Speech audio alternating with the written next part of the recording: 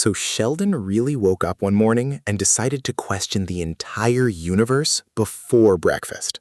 That's basically the chaos level of this episode from Young Sheldon, and honestly, it's one of the funniest existential meltdowns ever put on TV.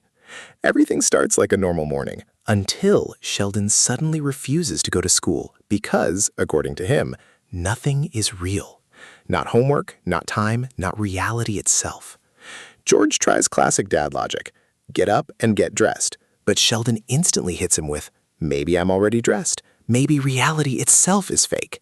And from that moment, the entire Cooper family gets dragged into Sheldon's full philosophical breakdown.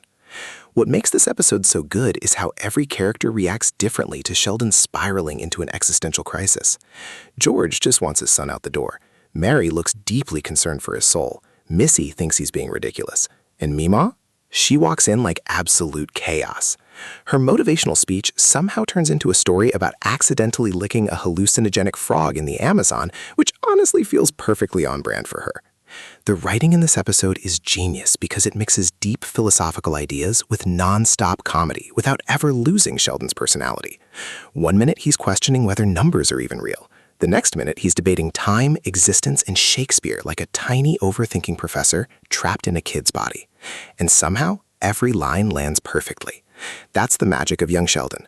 The show understands Sheldon completely. He's not trying to be funny, he genuinely sees the world differently. And that's exactly why the comedy works. Even a simple countdown turns into a debate about whether time actually exists. And just when you think the episode can't get any crazier, Sheldon starts arguing that maybe the horse gets back on the Texan instead of the other way around.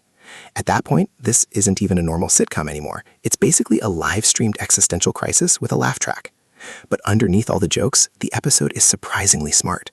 It quietly shows what happens when someone starts overthinking life's biggest questions a little too deeply.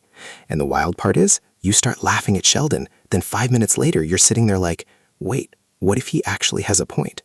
That's why this episode stands out so much. It's funny, chaotic, clever, and weirdly relatable all at the same time. 1 minute you're laughing, the next minute you're questioning your own reality. And honestly, that is peak Sheldon Cooper energy.